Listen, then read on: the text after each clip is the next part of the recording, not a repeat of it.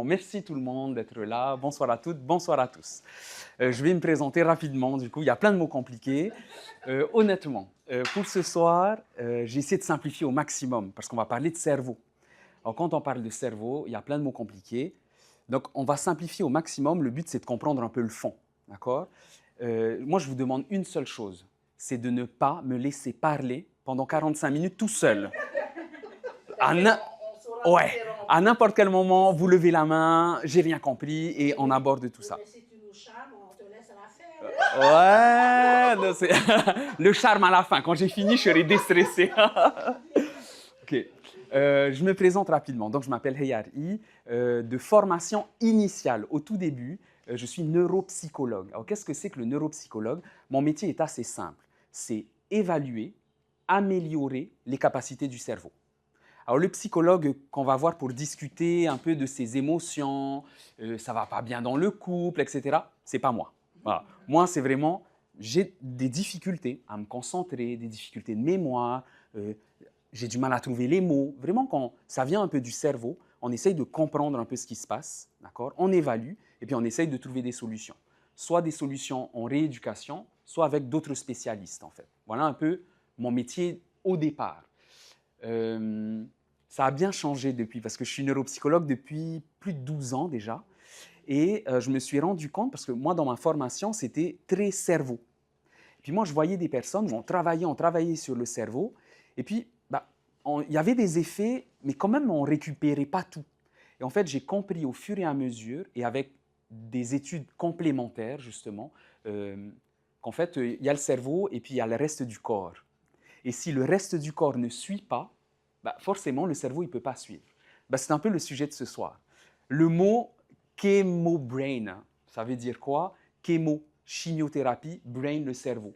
Les effets de la chimiothérapie sur le cerveau. On va le voir rapidement. Ce mot-là, on va le supprimer de notre langage parce que c'est un vieux mot et de vieilles études. Et aujourd'hui, on comprend qu'on n'est pas obligé de faire de la chimio pour avoir des difficultés au niveau du cerveau. C'est le but de ce soir. OK?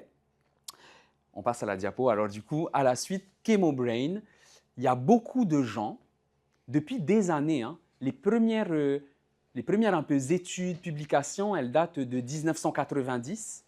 C'était beaucoup chez les femmes qui présentaient un cancer du sein et qui disaient à leur médecin, « Écoute, Toté, je ne suis pas la même personne. J'ai comme un peu un brouillard dans la tête. Quand je me réveille le matin, au cours de la journée, je sens que je ne suis pas opérationnel. » Alors, au départ, il n'y avait pas beaucoup d'études là-dessus. On pensait même que ces difficultés-là, elles étaient d'ordre un peu psychologique. Alors, ça a bien évolué depuis. Parce que depuis, on a fait des études là-dessus, parce qu'on se rend compte qu'il y a beaucoup de monde qui, justement, présentait ce type de difficultés. Et donc, les études ont débuté. Les patients se plaignaient de quoi exactement? Peut-être que vous avez vécu ça, en fait, des trous de mémoire. C'est souvent le cas. On va parler de ça, de la mémoire, parce qu'on peut dire plein de choses sur la mémoire. Des difficultés à se concentrer. Ou, dans la vie de tous les jours, des difficultés à faire plein de choses en même temps. Avant, j'arrivais, aujourd'hui, je suis désorganisé. J'arrive plus, ça fait trop de choses, je suis en surcharge, en fait.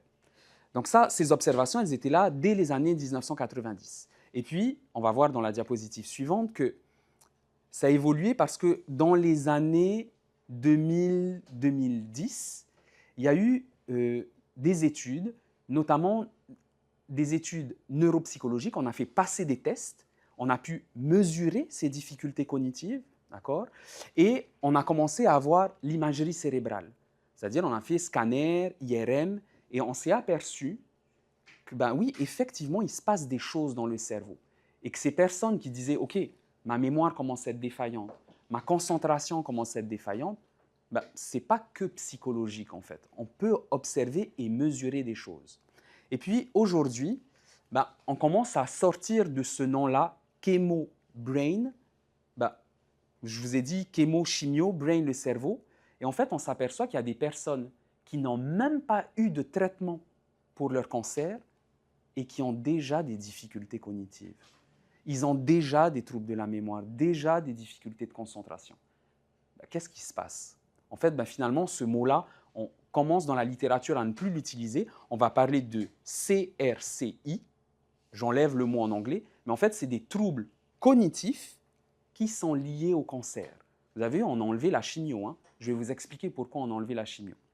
On peut avancer alors du coup sur la diapo. Pourquoi on ne parle plus trop de chemobrain? Comme je vous ai dit, 20 à 30% des personnes peuvent présenter des difficultés cognitives avant tout traitement.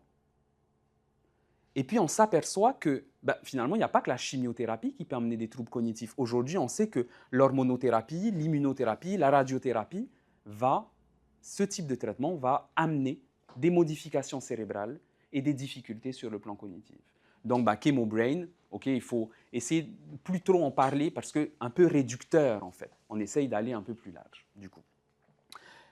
Qu'est-ce qui se passe exactement au niveau des mécanismes? Vous me coupez si je vais trop vite ou si c'est un peu trop compliqué. On sait qu'il y a une inflammation systémique, en fait c'est une inflammation du corps. On va en parler, il peut y avoir une inflammation systémique quand je suis stressé. On parle là du cancer, hein, mais par exemple, je vais généraliser des enfants qui sont en difficulté scolaire par exemple. Ils peuvent développer un stress important qui va avoir les mêmes répercussions. Pareil dans le cancer, quand on a une annonce de diagnostic, je n'ai pas de traitement, on m'a annoncé, et puis tout ça, ça génère un peu de stress. Et en conséquence, ce qu'on appelle une inflammation systémique. Il y a d'autres modalités, l'anémie, les troubles du métabolisme, qui sont eux induits par la maladie, vont entraîner des difficultés cognitives. Je ne rentre pas dans les détails un peu neuroanatomiques. La fatigue, les troubles du sommeil. Qui n'est pas fatigué, qui n'a pas de troubles du sommeil? Avec ou sans cancer. Hein. Moi, je fais une nuit blanche. Le lendemain, déjà, il ne faut pas trop m'embêter. Un peu sur les nerfs.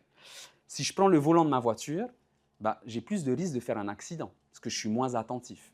Ça, c'est ce qu'on appelle, on aime bien parler le sommeil réparateur. Il porte bien son nom. On va décortiquer un peu ces aspects du sommeil. Et puis, il y a tout ce qui est en lien. Bonsoir. Pas de souci. On vient de débuter, on est à l'intro. Et puis, ce qui est en lien avec les émotions. Quand je suis stressé, quand je suis anxieux, moi, par exemple, là, je viens de débuter ma conférence, mon cœur, il battait vite, vite, vite, vite, vite. On est un peu embrouillé. C'est pareil, quand on est en état de stress permanent, le cerveau, il a du mal à faire exactement. On souffle et on respire. On va parler de respiration juste après. OK, les mécanismes pré-thérapeutiques, c'est-à-dire tout ce qui peut faire que j'ai eu un diagnostic, j'ai aucun traitement et pourtant, ma mémoire est déjà un peu défaillante. Potentiellement qu'il se passe des choses avant même qu'il y ait un traitement médicamenteux derrière. Super. On peut continuer du coup. Alors, je vous ai dit, on avait parlé chemobrain, la chimio. Je vous ai dit, il y a d'autres choses qui peuvent, dans les traitements médicamenteux, dans les prises en charge, amener, générer ou augmenter certains troubles cognitifs.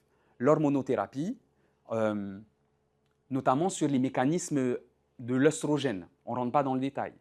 Mais le problème de ça, c'est qu'en perturbant ces mécanismes, ça va perturber en cascade certaines régions dans le cerveau, et notamment l'hippocampe. Pas l'hippocampe dans la mer, hein? L'hippocampe dans la tête. Hein? Le problème de l'hippocampe, c'est que c'est la zone du cerveau qui gère la mémoire, et notamment la mémoire des souvenirs récents, ce qui est en train de se passer chez vous, là. Si vous êtes en train de m'écouter, regarder la diapositive, vous êtes en train d'enregistrer des informations. C'est grâce à l'hippocampe. Quand l'hippocampe commence à être un peu abîmé, pour la mémoire, c'est un peu la cata. On parlera d'hippocampe parce qu'on connaît bien cette région. C'est celle qui est beaucoup citée dans la maladie d'Alzheimer, par exemple. Okay? Je ne dis pas que c'est la maladie d'Alzheimer, hein, on y revient, mais c'est la même région. La radiothérapie, même si ce n'est pas la radiothérapie ciblée au niveau cérébral, le problème de la radiothérapie, on avait parlé de l'inflammation systémique du corps. Pareil, ça génère ce type d'inflammation, ça va amener une fatigue, et je vous ai dit, même moi, quand je suis fatigué, ma mémoire, elle flanche un peu. D'accord? Donc, on est tout le temps un peu en cascade du corps. L'immunothérapie, pareil, cette fois, on est beaucoup sur le registre un peu immunitaire, la microcirculation cérébrale, et les études récentes, vous avez vu, toutes les études sont assez récentes, vont causer un impact beaucoup sur un peu la mémoire, mais beaucoup sur le registre de la concentration. Donc, encore une fois, chemobrain, finalement, on va l'oublier et on va plus parler des troubles cognitifs liés au cancer. Parce qu'en fait, on se rend compte, on va le voir juste après, que tout ce que je suis en train de dire, ça englobe beaucoup de choses. beaucoup de choses, oui. Je vous ai parlé de la neuroinflammation, je vous ai parlé du stress, on a parlé un peu du cerveau, on va y revenir, la barrière un peu protectrice du cerveau, on a parlé des hormones, on a parlé de la fatigue et du sommeil, les facteurs psychosociaux, la peur, l'isolement, etc., etc. En fait, c'est tellement multifactoriel, ces troubles cognitifs, c'est pour ça que deux personnes qui peuvent être diagnostiquées pour le même cancer, avec le même type de traitement, ne va pas avoir les mêmes troubles cognitifs.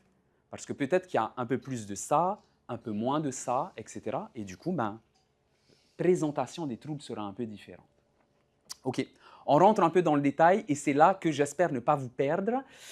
Si jamais c'est trop technique, vous me dites Harry, stop et on simplifie tout ça. On va aller un peu plus loin alors du coup.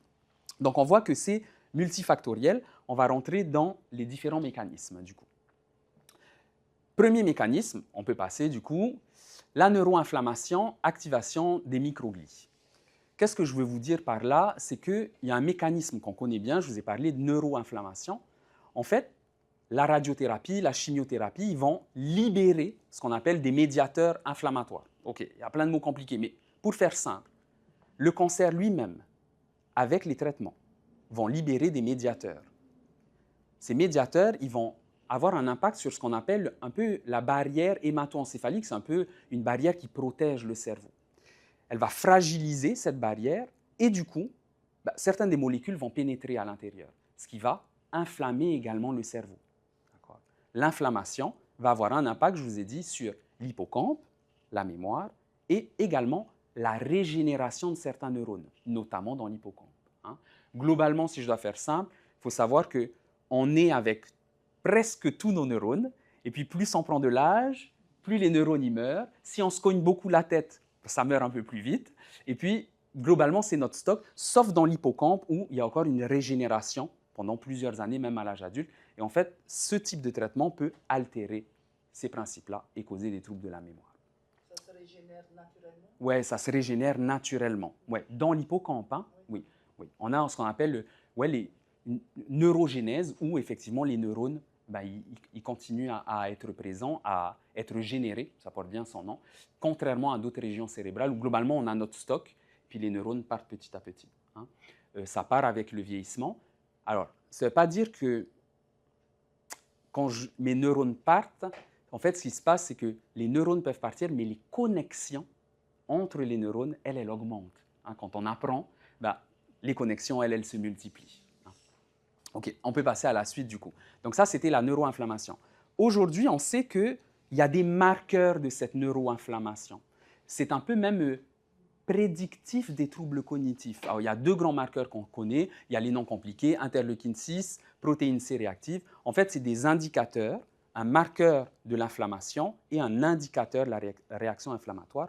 En fait, ces marqueurs, ils sont là et ils sont intéressants parce qu'on va le voir plus tard, plus ces marqueurs sont élevés, plus le risque d'inflammation systémique ou la présence de cette inflammation, elle est présente, d'accord?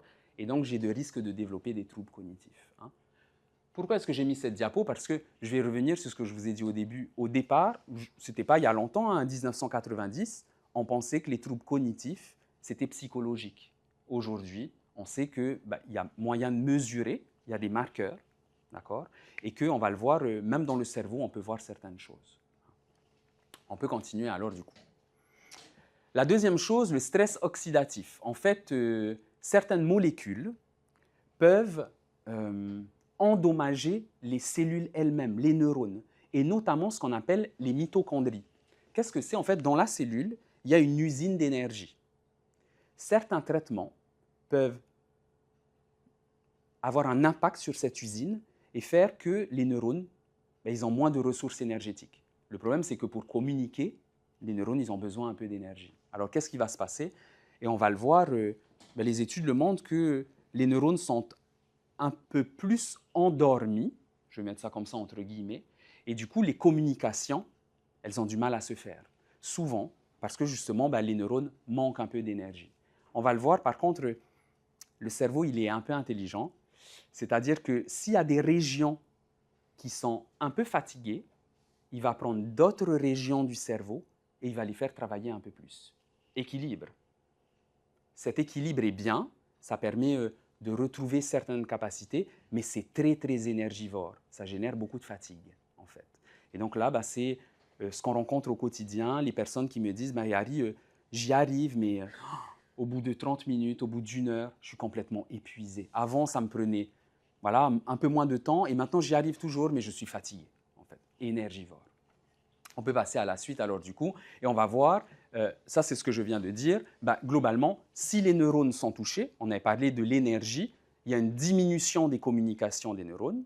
Les neurones, comme ils communiquent moins rapidement entre eux, quand on réalise des choses dans la vie quotidienne, ça prend un peu plus de temps, et les réseaux ont du mal à communiquer entre eux. En fait, le cerveau arrive à travailler, mais c'est laborieux, ça demande un peu plus de ressources. Qu'est-ce que tu viens de dire? On est KO. Ouais, c'est laborieux. Ouais, c'est laborieux. OK. On y revient juste après, alors, du coup. On peut passer pour la suite. La troisième chose, je vous ai parlé un peu de cette membrane un peu protectrice, ce qu'on appelle la barrière hémato-encéphalique. C'est un peu un filtre qui va protecteur entre le sang et le cerveau, si je dois un peu schématiser comme ça. Il y a certaines molécules qui vont venir altérer la perméabilité, c'est-à-dire que ça ne va plus être très étanche, si je dois résumer comme ça. Et comme ce n'est pas très étanche, ça va laisser passer des molécules inflammatoires.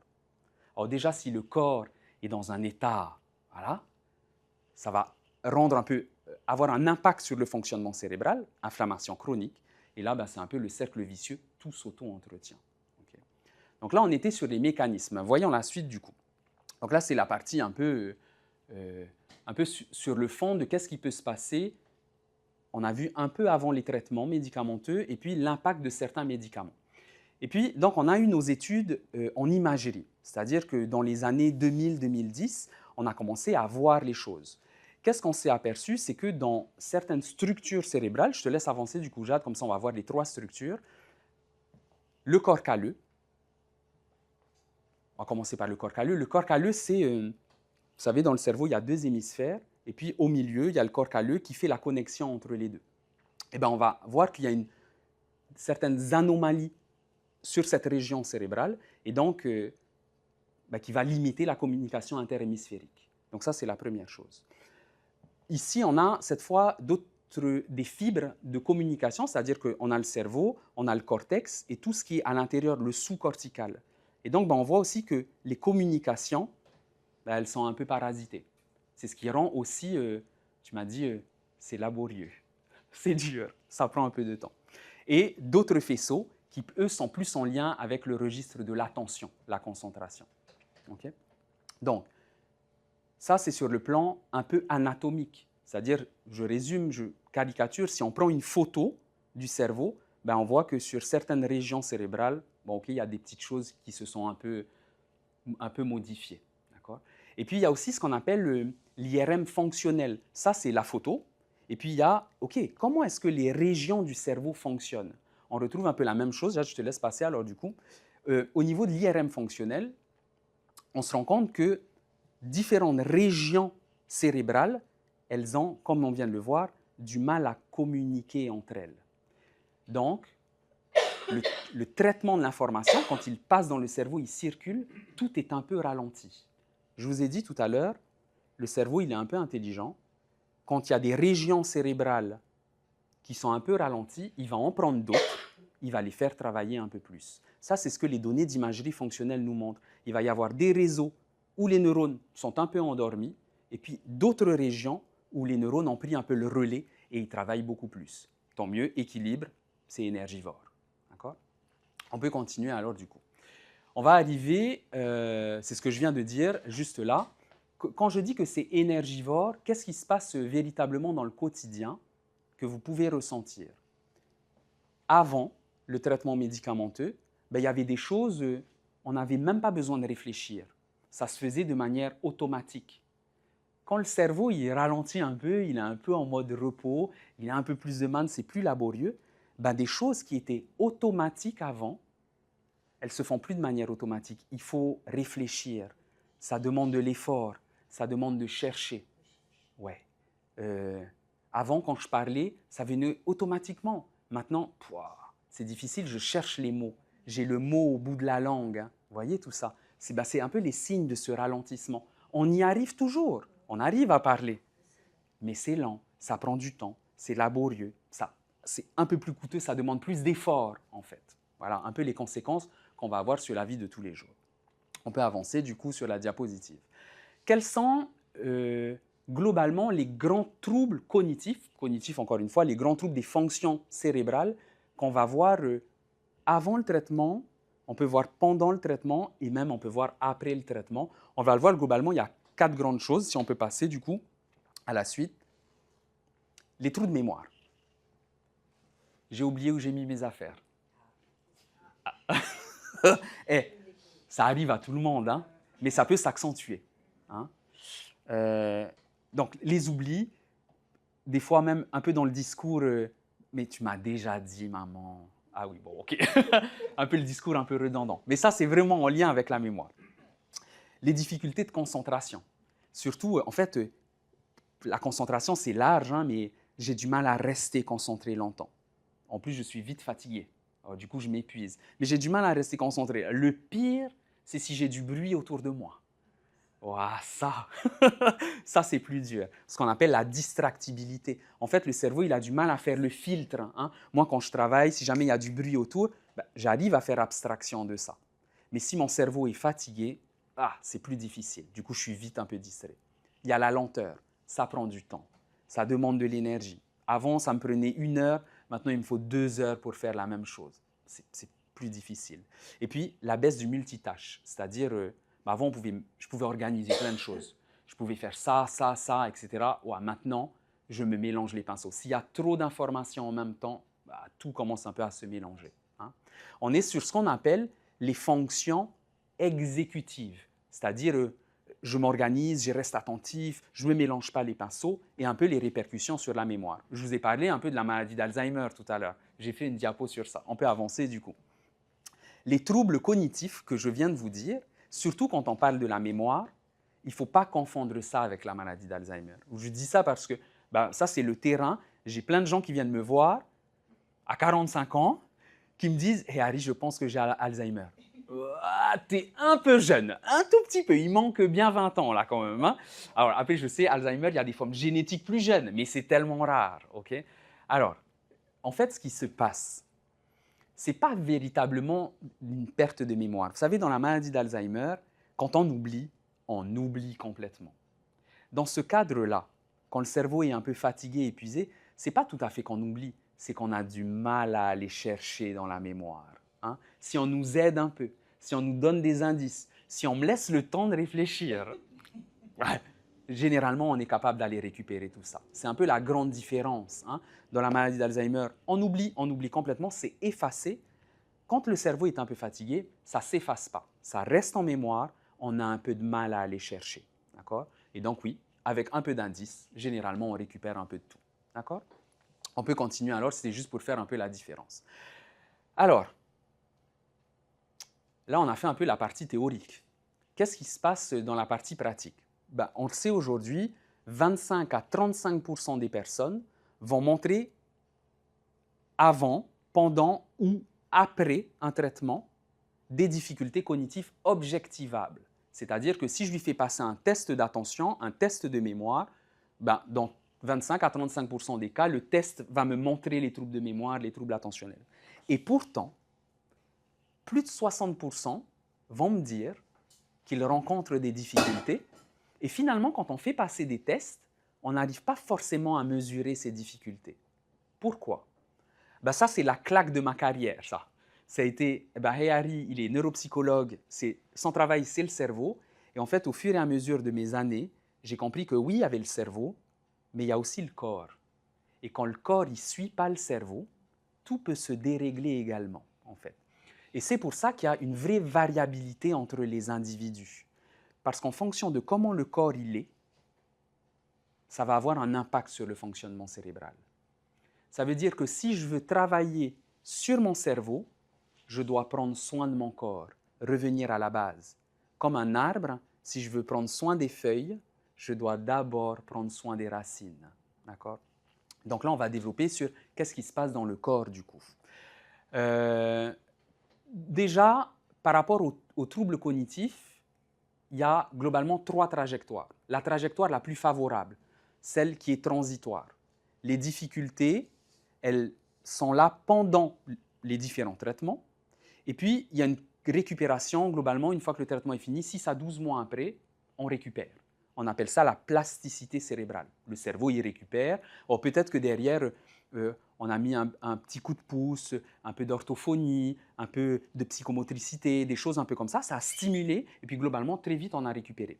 Pour d'autres personnes, ça va durer un peu plus. Et puis, les difficultés, même après le traitement, vont se prolonger sur un peu plus d'1 an. Et puis, il y a le trajectoire précoce. Alors, celle-là, c'est avant le traitement, j'avais déjà des troubles cognitifs. Et puis là, avec les traitements, c'est encore plus difficile. Et donc là, on sent que les troubles ils sont plus présents et ils ont plus de risques que ça dure un peu dans le temps. Hein. Voilà les 3 trajectoires possibles de ces troubles cognitifs. On peut continuer alors du coup. Les facteurs d'évolution défavorables. Comment faire en sorte que ces troubles cognitifs soient moins présents ou durent moins longtemps? Alors, ce qu'on sait, là, je vous parle plus des études, c'est notre réserve cognitive. C'est malheureux, mais c'est compréhensible. Plus mon cerveau a l'habitude de travailler, moins il y a de risques que j'ai de troubles cognitifs. En gros, ça veut dire quoi? Ça veut dire que il faut entretenir ces connexions neuronales. Alors, il y en a beaucoup qui me disent « Harry, oui, genre, pour entretenir mon cerveau, je fais du sudoku. » Je dis oui, c'est bien le sudoku. Hein. Merci. Pas 8 heures par jour. Hein. Il y a autre chose comme stimulation cognitive. Faire ses courses, c'est bien. Faire à manger, c'est bien. Suivre une recette de cuisine, ça demande d'être attentif et pas se mélanger les pinceaux. Ça, c'est de la stimulation cognitive. Les tamaras, avec tous les mots de voix, discuter, etc. Ça, c'est de la stimulation cognitive. Hein. Donc, c'est vrai que dans prendre en charge son cerveau, il y a les jeux, il y a beaucoup la vie quotidienne. Il ne faut pas arrêter de faire les choses. C'est ce qui fait travailler le plus le cerveau. Mais en respectant son rythme. Moi, j'ai un monsieur, je l'ai vu ce matin. Il me dit, moi, Harry, je fais du vélo. Hein. Et puis, il y a son fils à côté, il me dit, il fait trop de vélo. Alors, je regarde le monsieur, 75 ans. Hein, et je lui dis, le vélo, c'est bien, hein, mais quand même, on n'a plus 20 ans. Hein. Au bout d'un moment, on respecte. C'est toujours une histoire d'équilibre. Le sudoku, c'est bien, pas 8 heures. Hein. On essaye de trouver un petit équilibre. La fatigue est un facteur de risque, d'accord? Prendre soin de son sommeil. On l'oublie vraiment souvent, on va parler du sommeil. Le sommeil, c'est quelque chose de physiologique qui régénère le corps. Déjà, il débarrasse tout le cerveau des déchets de la journée, d'accord? Et puis, il porte bien son nom, sommeil réparateur, il recharge les batteries attentionnelles. Je vous ai dit tout à l'heure, moi, si je ne dors pas bien, le lendemain, c'est difficile, avec une seule nuit qui est perturbée. Imaginez qu'on commence à cumuler un peu. Hein? Alors, c'est bien parce que ça veut dire que si je veux travailler sur mes fonctions cognitives, en prenant soin de mon sommeil, mon cerveau va aller mieux. Et puis, je vous ai dit, il y a l'inflammation du corps et puis toutes les autres comorbidités qui peuvent être des facteurs un peu défavorables. Il faut faire dodo. C'est vrai? Elles sont tous en train de me critiquer qui dort trop. C'est vrai? Oui, c'est vrai, c'est vrai. Ouais. Toujours une histoire d'équilibre. Hein? Si on dort 4 heures, c'est moyen. Si on dort 15 heures, il y a quelque chose aussi. Hein? La vie, on essaye de trouver le juste équilibre dans ça. Pour bien dormir, il y a le Vini aussi. Hein? Je n'ai pas mis de diapo là-dessus. Hein? Encore pareil ce matin. Je parle et puis elle me dit « Ouais, moi, j'ai vraiment du mal à dormir. Je dors généralement vers 2-3 heures du matin. » Et j'ai 2-3 heures du matin, tu avais la maman à côté qui me dit « Ah oui, bon, ouais. OK. Alors, ce n'est pas grave. Tant qu'on arrive à identifier ces facteurs-là, ce sont des facteurs modifiables. Hein. On peut ajuster et du coup, on peut gagner en qualité sur la fatigue, etc. Hein. On en reparle juste après, on peut avancer alors du coup. Oui. Juste une question. Oui. On parle beaucoup d'insomnie. Oui. Alors, l'insomnie, la fatigue chronique, oui. Quand on n'arrive pas, je ne sais pas comment on fait pour corriger l'insomnie. Ouais. Tu vas aller trop vite, c'est mes dernières diapos. Oui, parce que là, on parle théorie, là, on rentre un peu dans la pratique. À la fin, c'est pour vous donner des solutions. Tu as raison. Hein? Oui, parce qu'il y en a, ils vont me dire, mais Harry, je ne fais rien, je ne regarde pas mon téléphone et pendant 2 heures, je reste comme ça. Ah oui, OK. On va essayer de comprendre et trouver des solutions. Tu as raison, c'est l'objectif. Avec plaisir. On peut continuer alors du coup.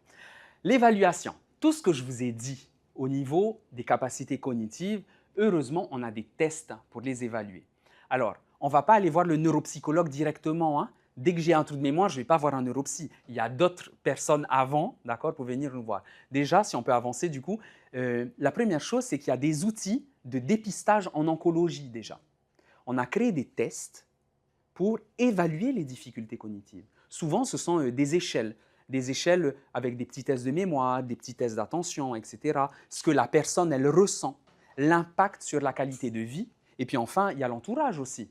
Parce que moi, des fois, il y a des gens, ils vont me dire « Mais non, mais Harry, ça va ». Et puis, il y a le tanné à côté qui me dit « Ça va pas, ça va pas ». D'accord? Donc, c'est toujours bien d'avoir le retour de l'entourage. Donc, il y a des échelles qui sont faites qu'un médecin peut faire passer, un infirmier, s'il est formé, peut faire passer, des gens médicaux, paramédicaux, etc. Et ça nous donne déjà une première grille d'évaluation. Quelles sont les difficultés de la personne? Quel est le regard de son entourage dessus ces difficultés? Et quel est l'impact sur la qualité de vie? Okay? Donc ça, c'est la première phase. Première évaluation. On peut passer du coup, il y a des outils complémentaires, parce que là, je vous ai parlé des fonctions cognitives, excusez-moi, mais vous comprenez qu'il y a tout le reste aussi. OK, j'ai du mal à me concentrer, j'ai du mal à mémoriser. Mais est-ce que c'est parce que mon cerveau est fatigué? Est-ce que c'est parce que j'ai de l'anxiété? Est-ce que c'est parce que j'ai des symptômes dépressifs? Est-ce que c'est parce que je suis vraiment, vraiment épuisé? Est-ce que c'est à cause de la qualité de mon sommeil? En fait, vous voyez qu'il ne faut pas rester centré que sur le cerveau.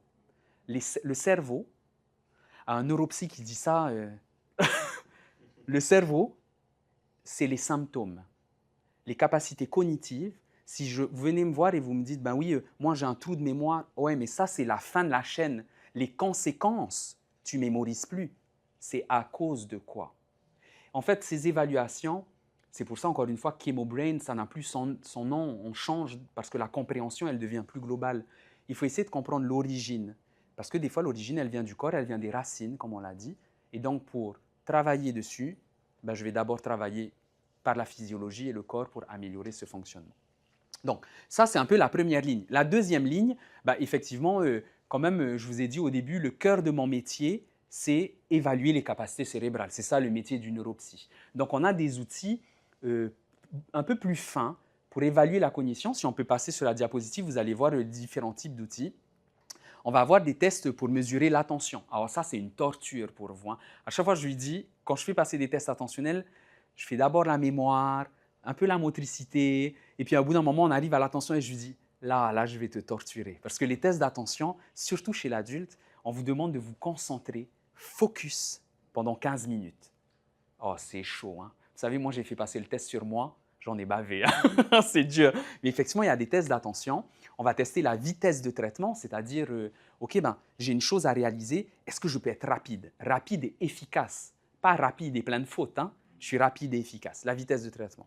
On va tester la mémoire de travail. La mémoire de travail, c'est si je vous donne plein d'informations, est-ce que vous êtes capable de les mémoriser, de manipuler pour restituer quelque chose? C'est je vais au magasin, je donne 500 francs, ça coûte 300 francs, combien la personne doit me rendre? C'est ça la mémoire de travail. J'ai des informations, je les manipule pour avoir un résultat. Là, les fonctions exécutives, c'est tout ce qui est l'organisation, ouais, c'est beaucoup un peu l'organisation avec le reste, la vitesse de traitement, etc., la rapidité du langage, etc., trouver les mots en mémoire, on est un peu sur les fonctions exécutives. Et bien évidemment, la mémoire épisodique, c'est ce que je vous ai dit tout à l'heure en lien avec l'hippocampe, je retiens des informations longtemps. Comme ce soir, par exemple, ben, j'espère que pendant longtemps, vous allez dire les diapositives de Harry, c'était cool. OK, c'est cette mémoire-là, la mémoire épisodique. Donc là, nous, on passe souvent en deuxième vague. C'est surtout quand les difficultés sont persistantes hein, et qu'on essaye de vraiment les mesurer un peu plus finement. À ce moment-là, on fait passer des tests un peu plus costauds. On peut avancer du coup. Au-delà, donc, ça y est, on va rentrer dans le corps. On rentre dans le corps pour surtout trouver des solutions. Il y a, je vous ai dit, les capacités cérébrales et puis il y a tout le reste du fonctionnement. Qu'est-ce que j'entends par tout le reste du fonctionnement? Le tonus. Le tonus, c'est ce qui me permet de rester debout devant vous, de ne pas être trop crispé, ni être trop mou. C'est vraiment l'équilibre de ma posture. Okay? La ventilation, c'est comment je respire. Je ne parle pas des poumons, hein, je parle vraiment de la ventilation, ce que ça va amener en termes d'oxygénation cérébrale, etc. On en reparle. la qualité du sommeil, l'alimentation, l'état de fatigue, les douleurs et la gestion émotionnelle. Ça, je considère que c'est un peu les racines, en fait. Parce qu'il suffit qu'il y ait un de ces aspects qui ne va pas, ça va globalement avoir un impact sur le fonctionnement cérébral, sur la mémoire, la concentration, etc. Donc l'objectif, c'est que, OK, si je veux comprendre les troubles cognitifs d'une personne, je dois évaluer les troubles cognitifs, savoir quelles sont ses difficultés, mais essayer de comprendre d'où est-ce que ça peut venir. Parce qu'une fois que je comprends d'où ça vient, je peux trouver les bonnes solutions. Si, je donne un exemple, je m'acharne sur, je vais dire n'importe quoi, sur l'alimentation, alors qu'en fait, ton alimentation, elle est bonne, mais c'est juste que tu es stressé, je ne vais pas solutionner tes troubles de mémoire. Donc, en fait, le but, c'est d'essayer vraiment de comprendre les interactions un peu entre tout ça. On peut continuer du coup. Donc là, c'est pour vous dire qu'on va aller au-delà. Pourquoi il faut aller au-delà? Parce qu'il y a un premier choc qui est important, un choc, j'ai marqué psychophysiologique, c'est-à-dire psychologique, mais un choc pour le corps, c'est l'annonce du diagnostic. L'annonce du diagnostic, il chamboule un peu tout. Il chamboule tout parce que tout le corps va se mettre en état d'alerte. On apprend une mauvaise nouvelle. Donc, il y a tout qui se dérègle, le rythme cardiaque. Comme moi, au début de ma conférence, ça n'a rien à voir avec l'annonce du diagnostic, hein, mais effectivement, choc, le corps réagit.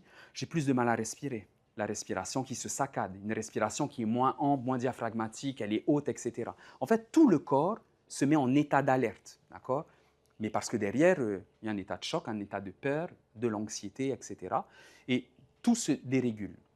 Donc, le corps, il est menacé par deux aspects. Si on peut avancer sur la diapositive d'après, c'est-à-dire qu'à l'annonce du diagnostic, il va y avoir une double toxicité pour le corps, celle du stress de mon corps, et puis plus tard, c'est ce qu'on a vu au tout début, il y a certains traitements qui en plus vont fragiliser un peu tout ça. Alors les traitements, les médecins ils vont essayer de trouver le meilleur traitement. Après, tout traitement médicamenteux a forcément des effets secondaires. Mais ça, on ne peut pas y faire face. Par contre, on peut jouer sur le corps. Ah ok, c'est notre levier pour travailler sur les mécanismes cognitifs. On peut avancer du coup. Donc, les 5 piliers, je les décortique ensemble. Si on peut avancer, le premier pilier, c'est le tonus, en fait. Qu'est-ce qui peut altérer le tonus, ma posture? Il va y avoir la fatigue. Alors, des fois, les traitements peuvent induire une certaine fatigue et donc diminuer le tonus postural. Le fait, pour certains patients qui vont rester longtemps allongés, par exemple, pareil, au niveau du tonus postural, musculaire, etc., il va y avoir des modifications sur ces aspects.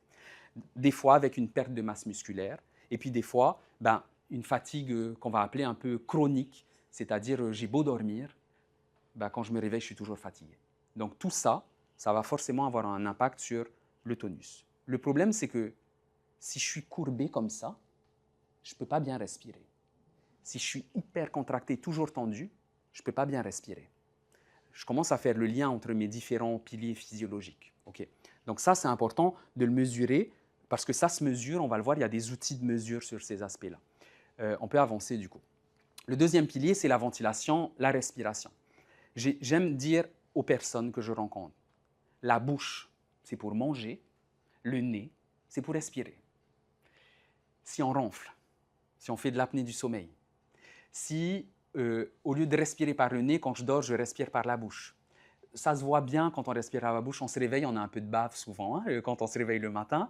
Tout ça, ce n'est pas bon pour le cerveau. Aujourd'hui, on le sait, la respiration nasale, elle a un impact sur la rythmicité cérébrale, c'est-à-dire la connectivité du cerveau. Ça oxygène le corps, mais ça vient rythmer les oscillations cérébrales, c'est-à-dire comment les neurones communiquent entre eux. Hyper, hyper important. Donc, ça veut dire que, OK, Yari, peut-être que je dors 8 heures, peut-être que je dors 15 heures, mais je suis toujours fatigué. OK, peut-être qu'on va tester la respiration, parce que souvent, c'est la respiration, la ventilation, qui fait que le sommeil n'est pas assez réparateur. Alors, il y a plein de difficultés respiratoires, mais le but, c'est d'essayer de trouver, parce qu'il y a des solutions assez simples pour ça. Ça, c'était le deuxième pilier. On va passer au troisième, du coup. Vous l'avez compris, c'est les répercussions sur le sommeil. Alors, il y a plein de choses qui peuvent parasiter le sommeil. De toute façon, je pense que souvent, dès qu'il y a quelque chose qui ne va pas bien dans le corps, dans la pensée, souvent le sommeil, il est vite un peu déréglé. Hein. C'est un peu l'alerte, notre sommeil. Hein. Dès que ça se déphase un peu, il y a quelque chose qui ne va pas bien. Alors, on aurait pu faire 1000 possibilités. J'ai résumé l'anxiété, la peur, l'annonce du diagnostic, on l'a dit, la peur des récidives, etc. Ça va forcément générer de l'anxiété qui vont fragiliser le sommeil. Les douleurs. Quand on a mal, forcément, on se réveille la nuit parce que la douleur, elle nous réveille. Ces micro-réveils, le corps, il nous dit « il y a quelque chose qui ne va pas bien, je te réveille », souvent dû aux douleurs. Les troubles hormonaux qui vont, eux, impacter l'architecture du sommeil. On a encore une fois tout ce qui est en lien avec un peu la détresse émotionnelle, le syndrome dépressif, etc. Ça peut causer des difficultés d'endormissement et des réveils un peu précoces où on se réveille très rapidement. Et puis après, il y a tout le parcours de soins qui, des fois, est costaud et du coup, qui peut fragiliser la fatigue, impacter l'endormissement. En fait, c'est un cercle vicieux. Tout se mélange un peu dans tout ça. OK. Troisième pilier. Le quatrième pilier, c'est la cognition.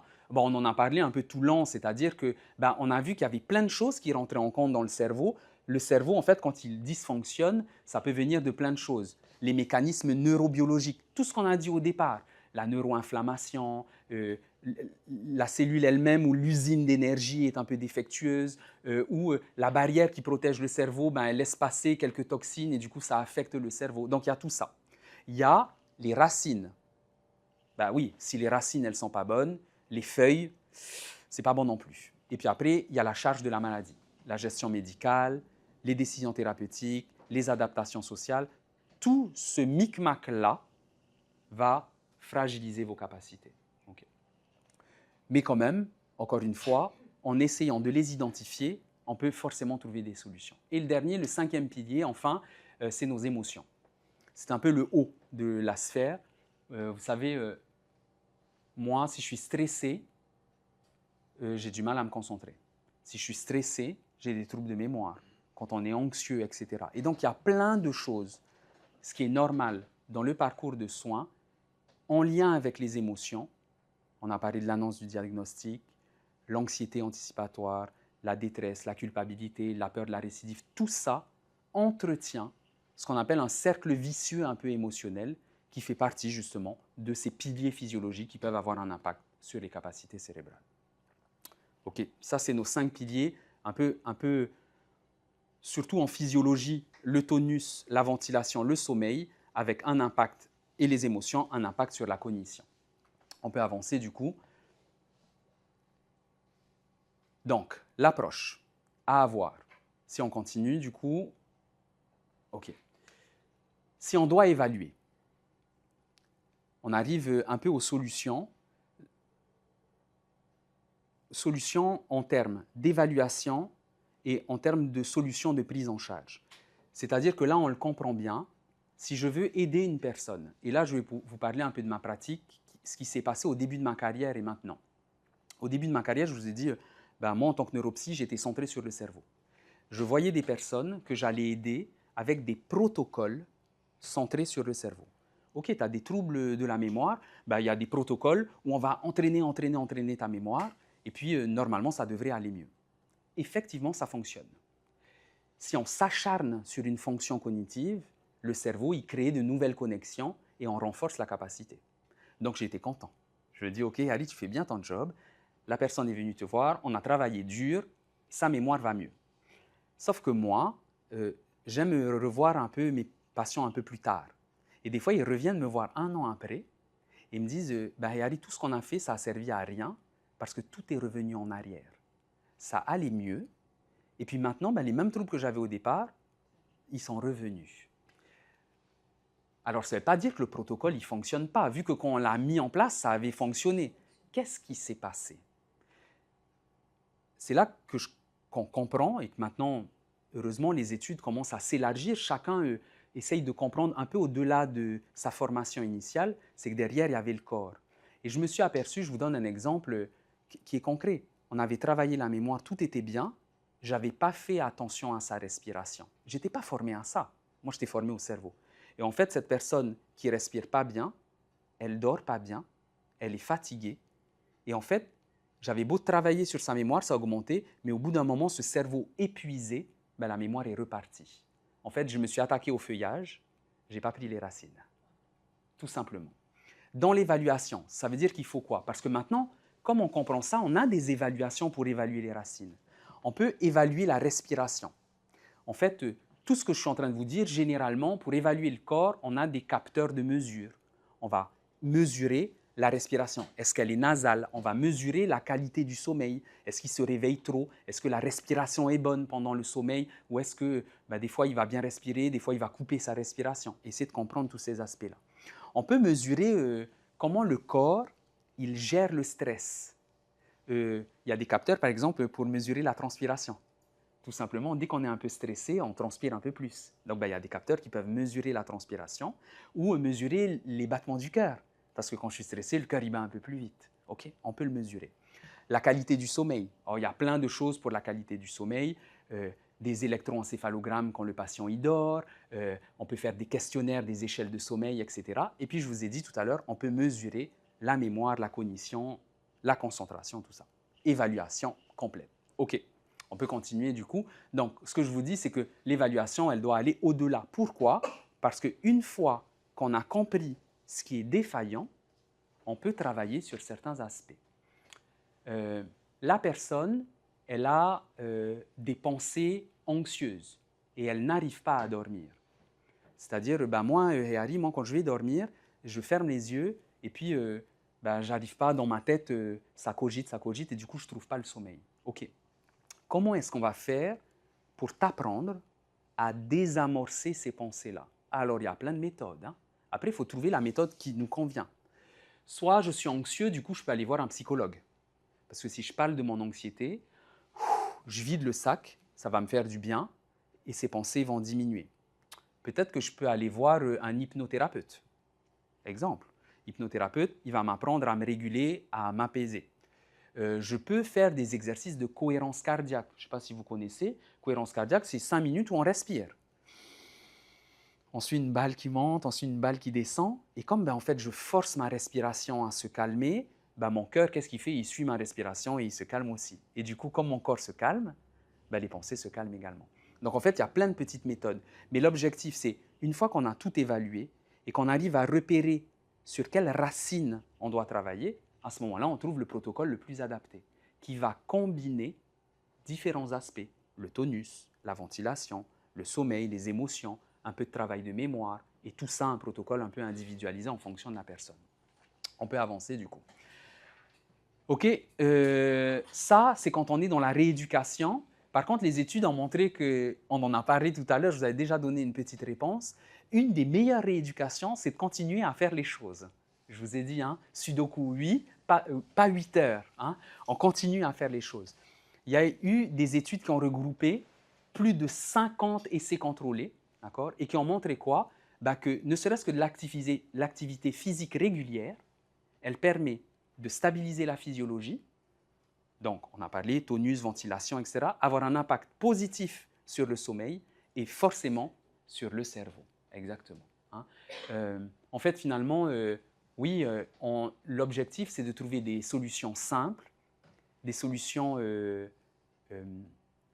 simples à mettre en place, reproductibles quand on en a besoin et qui respectent la physiologie et la bonne santé du corps. Vous l'avez bien compris, on travaille sur le corps pour travailler ensuite sur les fonctions cognitives. Et enfin, la dernière diapositive, c'est un peu un résumé de tout ça. Si on veut travailler sur le cerveau, il faut d'abord restaurer l'harmonie entre le corps et le cerveau. Je vous ai parlé de la physiologie, le tonus, la respiration, le sommeil, la variabilité du cœur, les réponses du corps par rapport aux émotions. La cognition, on a des protocoles pour la cognition, mais qui doivent tenir compte du reste, notamment des émotions. Et puis après, il y a la vie quotidienne. Hyper important. Je vous donne un dernier exemple pour ça. Je suis des personnes, par exemple pour de l'anxiété. Ils viennent me voir et puis on va travailler sur... il est anxieux, il a des difficultés de mémoire et puis comme il est stressé, il a du mal à dormir. On va travailler sur ça. La physiologie, lui apprendre à se calmer, ça va avoir un impact sur ses émotions et puis on va mettre un protocole d'entraînement au niveau de la cognition. Si à la maison, les mauvaises habitudes ne changent pas. Moi, la personne, je la vois 2 fois par semaine, 1 heure, hein, une goutte d'eau dans l'océan. J'aime bien, j'ai une de mon équipe ce matin qui me dit, elle a donné ça à l'exemple au papa. Si vous venez pour faire un régime, vous venez nous voir 2 fois par semaine, mais que quand l'enfant il rentre à la maison, il y a des bonbons et des paquets de chips partout, forcément c'est difficile. En fait, encore une fois, pour réguler un fonctionnement, il y a le corps, la cognition, les émotions, et puis il y a le mode de vie. Hein. Forcément, changer des petites habitudes, et on l'a vu, la marche, des choses assez simples qui, eux, peuvent entretenir un peu tout le fonctionnement corporel. Je crois, de mémoire, si ma mémoire est bonne, que si tu appuies, Jade, sur la suite, tout est noir. C'est ça, hein? On est arrivé à la fin. Je vous remercie pour votre attention. Trop bien. Est-ce que vous avez des questions? Est-ce que ça a été? Il y avait beaucoup de choses, hein? Ouais. On va... Ouais, j'ai parlé tout seul. Ah, vous m'avez aidé quand même un peu, hein? Vous m'avez aidé un peu. Oui, mais c'est vrai que j'ai parlé longtemps. N'hésitez pas. La bouche pour manger, le nez pour respirer. Et on garde ça en tête. Une respiration buccale, c'est pas bon pour... Là, tu parles des enfants. Hein? C'est vraiment pas bon pour le développement cérébral. Vraiment, aujourd'hui, on le sait. Donc, il faut trouver des solutions pour cette régulation. Des fois, il peut y avoir une respiration en lien avec la position. Tu vois, quand on va avoir un ORL, par exemple, on se rend compte, quand on fait une polysomnographie, que, ah oui, mais en fait, tu ne respires pas bien quand tu es sur le dos. Par contre, quand tu es sur le côté, là, il y a une respiration qui est bonne, qui est régulière, elle est uniquement nasale, elle n'est pas buccale, etc. Donc, des fois, il y a ça. Alors, il y a des outils très simples. Par exemple, je te parle en plus concrètement, mon papa, il a ça. Et son médecin, il lui a acheté il lui a prescrit une ceinture avec une balle de tennis derrière. Et donc, quand il dort sur le dos, ce n'est pas agréable, ça le force à dormir sur le côté. Ça a régulé tout ça. J'ai des enfants, par exemple, parce que tu parlais d'enfants, c'est la position de la langue. Alors, je dis les enfants, mais chez les adultes, il y en a beaucoup. Hein? Ouais. La position de la langue qui ne fait pas bien le clapet et l'étanchéité quand on dort. Pareil, il y a des rééducations hyper simples. Il y a des outils de rééducation. Par exemple, le docteur Patrick Fellus en France, c'est un orthodontiste qui a créé un dispositif qu'on va placer dans sa bouche en journée pour apprendre à notre corps à bien repositionner la langue. Et du coup, quand on dort, elle est bien positionnée, la bouche reste fermée et on respire par le nez. L'orthophoniste, elle peut travailler sur la rééducation de la posture linguale et du coup améliorer cette qualité-là.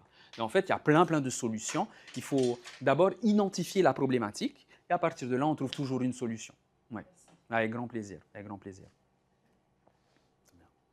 J'ai appris que vous aviez un replay. C'est ça, hein? OK, bon, c'est trop bien, c'est trop bien. Ouais. OK. Est-ce que vous avez d'autres questions ou sinon je laisse ma place? Oui.